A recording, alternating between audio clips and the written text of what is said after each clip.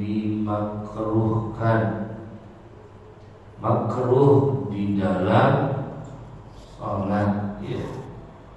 Ini nomor 19 dari 21 hal-hal yang dimakruhkan di dalam sholat. Apa yang ke-19? Kafu saubin au sya'rin lirrajuli, melipat baju atau mengikat rambut, lirrajuli bagi laki-laki. Ai artinya man'uhu minas sujudi ma'ahu, yakni mencegah baju atau mencegah rambut minas sujudi dari sujud, ma'ahu bersama dengan rajul, yakni orang laki-laki yang sholat. Makruh sholat bajunya dilipat, kata ulama, ya, makruh, atau rambutnya yang diikat. Kalau baju bahasanya lipat, kalau rambut bahasanya ikat lengan itu begini. Itu makruh kata ulama. Atau rambutnya gondrong terus begini diikat begini. Nah itu juga makruh. Itu makruh, itu begitu. Yang mana baju atau rambut ini bisa menghalangi orang dari sujud. Tangan ini anggota sujud, jidat ini anggota sujud. Maka solusinya kata ulama, kalau semisal baik dilipat atau setiap sholat diginiin, atau setiap sholat diginiin, nah itu juga makruh kata ulama. Itu juga makruh. Makanya kan sunnah untuk memakai kopiah, peci atau song. Itu gitu ya. Dunal mar'ati wal khunsa, tidak untuk perempuan, wal khunsa, dan juga khunsa, seseorang yang mempunyai dua kelamin, bukan hasil operasi, tapi memang dari asal penciptaan. Itu orang punya dua kelamin. Bahkan qad yajibu, terhadap wajib kafu sya'rihima, mengikat rambut keduanya, perempuan dan khunsa. Malah kata ulama wajib untuk perempuan rambutnya diikat begitu. Kenapa? Karena perempuan rambut itu bagian dari aurat. Kalau laki-laki kan rambut tidak. Ya. Cuma apa tadi, agar supaya tidak terhalang dari tempat sujud. Nah solusinya bukan dilipat kata ulama, apalagi tiap sholat diikat atau tiap sholat begini. Kadang orang ada begitu ya, oh sujud, nah itu makruh kata ulama. Kalau perempuan kadang wajib malah, karena rambutnya perempuan dalam sholat adalah aurat. Itu maksudnya wajib dia apa? Wajib untuk diikat, biar ketika dalam sholat rambutnya tidak terlihat. Kadang-kadang perempuan juga rambutnya itu keluar dari mukena, itu batal. Itu karena perempuan bukan rambutnya ada di sini kalau pakai mukena ya, atau ada di sini, ada di sini. Nah itu suruh ikat aja, suruh ikat rambutnya biar tidak pada keluar.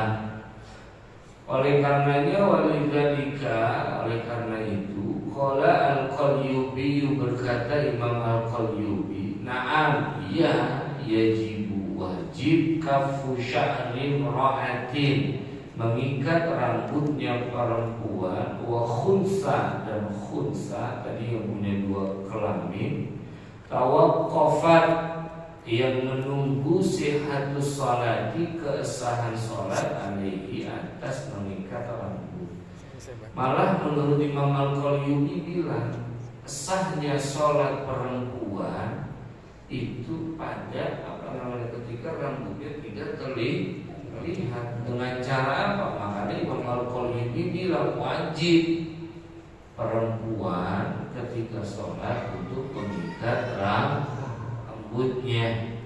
Tujuannya apa tadi? Biar tidak terlihat keluar dari bukan kenanya begitu.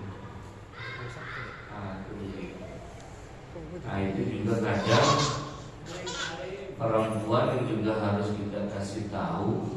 Kadang dia pakai mukena terlalu mendleh dagunya, tahu terlalu mendleh sama di sini. Ya. Padahal yang kita tahu auratnya perempuan di dalam sholat itu selain wajah dan kedua telapak tangan.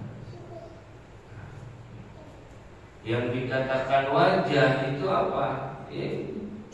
Batas tubuhnya rambut kepala sampai dagu. Karena pakai mukena tuh perempuan kasih tahu kita sebagai suami di sini naruh kain. Ada kan pada di sini nih, kasih tahu suruh di sini naruh. Kenapa? Karena auratnya dalam sholat itu wajah dan kedua telapak tangan. Makanya hati-hati perempuan. Nah juga makanya tadi kayak soal rambut. Untuk kehati-hatian rambut itu oleh Imam Al-Qalyubi suruh diikat. Karena ketika munculnya rambut sholatnya jadi batal. Kenapa sholatnya batal? Karena syaratnya sholat sama dia dirusak. Apa syaratnya sholat yang dia rusak? Menutup aurat. Rambut itu kan aurat, malah terbuka. Kayak orang laki biasanya celengannya kelihatan. Itu batal sholatnya, celengannya kelihatan itu. Hah? Iya. Kalau celengan bukan celengan ayam yang dipecahin buat naruh duit, bukan. Celengan bagong. Apa tadi namanya? Bugir ya. Nah itu batal karena syaratnya sholat sama dia dirusak. Apa syaratnya sholat? Menutup aurat. Lagi sholat sujudnya kelihatan. Kan nggak sengaja Ustaz. Ya, bukan bicara nggak sengaja kalau begitu. Nggak bicara soal sengaja atau tidak. Di situ namanya kelalaian. Dan wala yukrahu baqa'uhu makfufan, dan tidak dimakruhkan tetapnya rambut makfufan diikat. Ya, tidak makruh bagi perempuan terikatnya rambut terus menerus terikatnya rambut itu gitu ya. Perempuan tadi dianjurkan untuk mengikat rambutnya di dalam sholat. Tujuannya apa? Tadi biar tidak terlihat keluar ketika lagi sholat. Wala farqa baina sholati 'ala janazati wa ghairiha, dan tidak ada perbedaan antara sholat atas sholat jenazah wa ghairiha, dan selain sholat jenazah. Bagaimana kalau sholat jenazah? Apakah tetap dimakruhkan bagi laki-laki ngepang rambut ataupun menggulung lengan tangannya dengan baju tangannya? Kata ulama tetap makruh. Walaupun sholatnya jenazah, gak ada perbedaan. Kan gak setuju Ustaz. Ya kata ulama gak ada perbedaan antara sholat jenazah ataupun sholat yang lain. Tetap makruh bagi laki-laki untuk mengikat rambutnya dan menggulung lengan tangannya. Itu yang makruh. Nah, kemudian wala bainal qaimi wal qaidi, wala bainal qaimi wal qaidi, dan juga tidak ada perbedaan antara orang yang sholatnya berdiri wal qaidi dan orang yang sholatnya duduk. Juga tidak ada perbedaan. Orang sholatnya duduk ataupun sholatnya berdiri tetap makruh. Sholatnya orang laki yang rambutnya diikat atau lengan bajunya diikat, diangkat ke atas. Kenapa hal itu dimakruhkan? Li khabari umirtu an asjuda ala sab'ati azumin. Kata Nabi, aku diperintah an asjuda untuk sujud ala sab'ati azumin, atas 4 anggota, atas 7 anggota. Jidat 1, ini 3, 4, 5 dengkul kanan kiri, 6, 7 ujung jari jemari yang ditekuk, bukan 7 ya. Wala aku fasauban wala sya'ron, dan juga aku diperintah untuk tidak melipat baju dan tidak mengikat rambut. Nah itu karena perintah Nabi. Ya, makruh berdasarkan apa? Hadis riwayat rawahu asy-Syaikhan, riwayat Imam Bukhari dan Imam Muslim, bahwa kata Nabi apa? Makruh dalam sholat melipat baju, maksudnya melipat baju tangklengan ini, melipat lengan dan mengikat rambut. Itu kata Nabi makruh. Nabi dilarang, dan ulama memahami hadis ini dilarikan kepada larangan makruh. Kemudian wa fi riwayatin, dan dalam sebuah riwayat, umirtu alla akfita asy'ara aw siyaba. Aku diperintah alla akfita, agar aku tidak mengumpulkan asy'ara kepada rambut, aw siyaba atau baju. Wa akfita, lafaz akfita bikasril fa'i dibaca kasrah fa'nya, wa bitta'i dan dengan ta akfita. Min babi doroba, termasuk bab doroba. Ya, doroba itu yang kedua. Yang doroba yadribu dorban wa maqraban, fa'ala yaf'ilu fa'lan wa maf'alan. Karena bacanya kafata yakfitu, sama kayak doroba ya.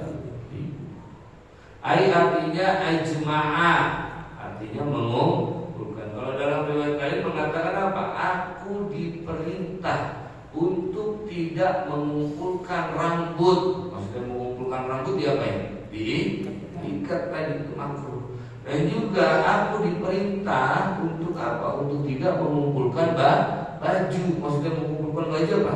Dilipat begitu. Dilipat. Itu makruh.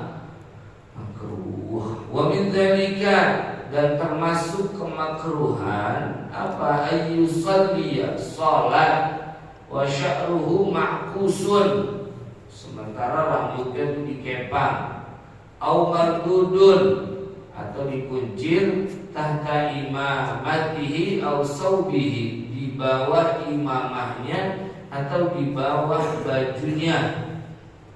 Termasuk hal yang dimakruhkan itu apa?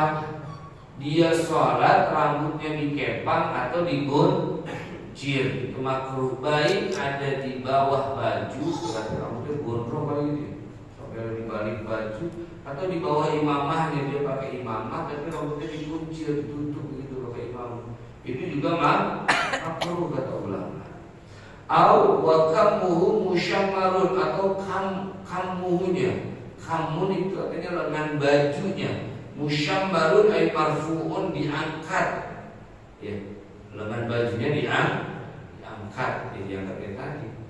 Baik sebelum sholat sama dia diginiin, atau saat sholat ketika bajunya kepanjangan sama dia begini, baru sujud. Nah, itu makruh itu makruh. Atau rambut yang diginiin kalau mau sujud, itu juga makruh.